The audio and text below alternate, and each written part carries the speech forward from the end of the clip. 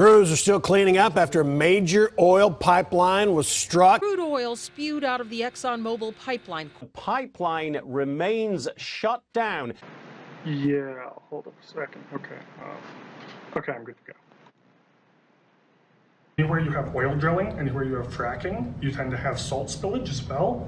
Well, salt can decrease the water within the soil, the availability of water within the soil. It could disrupt the structure of the soil, which ultimately will hinder the growth of the plant. Plants have a difficulty uptaking water that's so saline because it has difficulty diffusing through that membrane. Salts affect a lot of the soil in Montana, and I think that it would be awesome to find a fast, cheap, easy way to solve that problem.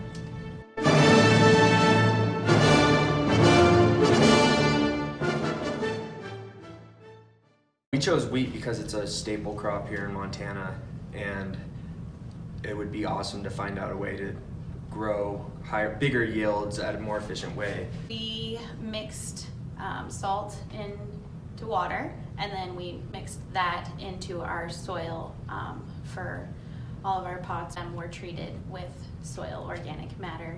Organic matter is really easy to build, all things considered.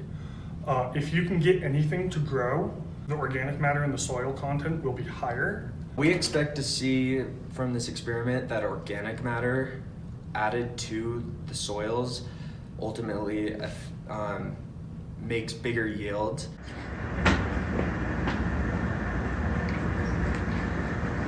Kind of loud in here, sorry about that. We're going into the greenhouse right now, so let's come take a look.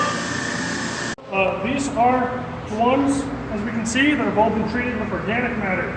So these have no salt, these have a low amount of salt, and these have a pretty high content of salt. As you can see, the plants that have no salt are growing much better than the plants that have a lot of salt. This is fairly expected.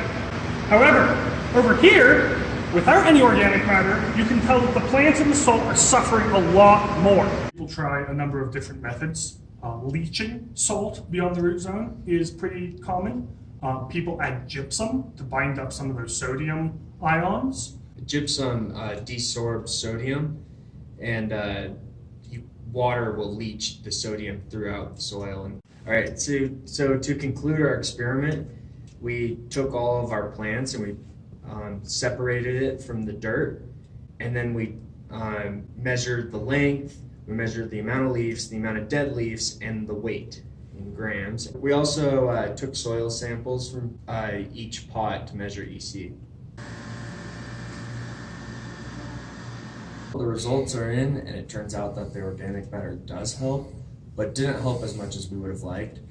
The above ground biomass was measured, and it was found that there was an increase with the addition of organic matter. There was a distinct qualitative difference in root mass for the salt treatments and the unsalted treatments. Plants in the organic matter grew better than the plants without the organic matter, but the high salt levels did not grow to be quite as large as the plants with no salt.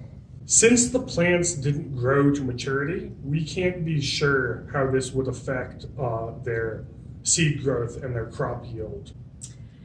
I think that since this was treated, or the treatment was applied on a small scale, we wouldn't be able to determine whether it would be effective on a large scale. I think this would be an effective treatment on a large scale because organic matter is a cheap solution and it's easy to apply. I'm not sure this would be the most effective remediation strategy on a large scale. I would propose instead the widespread seeding and mulching of an area in addition to something like gypsum addition. But yeah, that's it. That's our project.